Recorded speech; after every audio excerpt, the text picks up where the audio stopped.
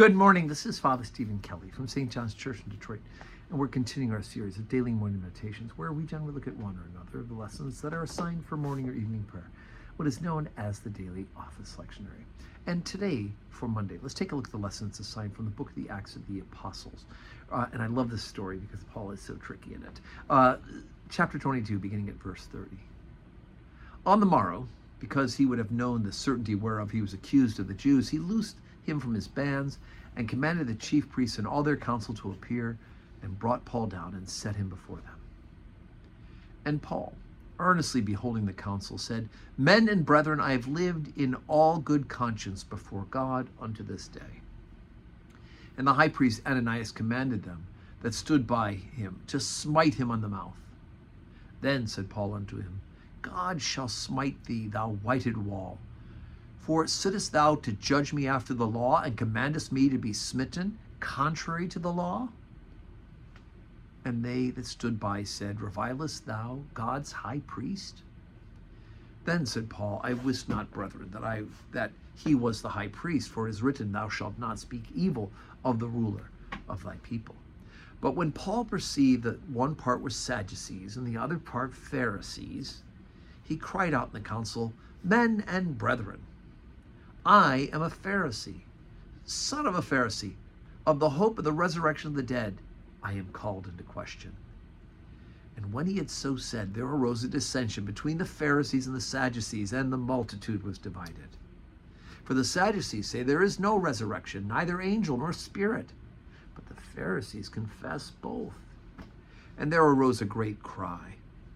And the scribes that were of the Pharisees' part arose and strove, saying, We find no evil in this man, but if a spirit or an angel hath spoken to him, let us not fight against God. And there arose a great dissension. And the chief captain, fearing lest Paul should have been pulled to pieces of them, commanded the soldiers to go down and to take him by force from among them and to bring him into the castle. And the night following, the Lord stood by him and said, Be of good cheer, Paul. For as thou hast testified of me in Jerusalem, so must thou bear witness also at Rome.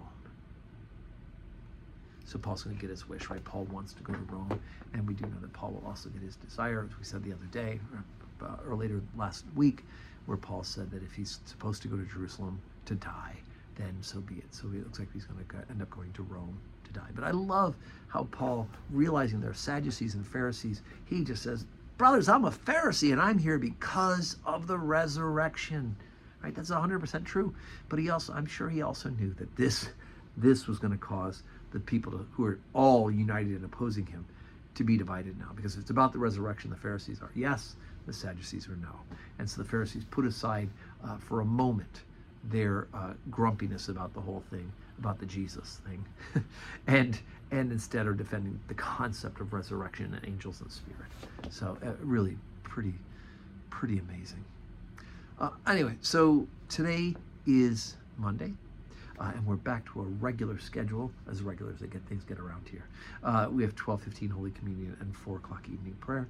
So I do hope you can join us for that in person. Come worship with us. Receive Christ in the sacrament at Mass at 12:15.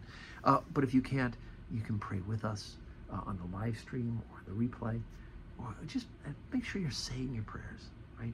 Glorifying God, thanking him for the multitude of blessings, pouring out your heart and your needs for what you need for yourself, for your friends, for your family, for those around you, for the world. Right? Pray, pray, pray. We're to be people of prayer. And may God grant us a Monday that's full of blessings.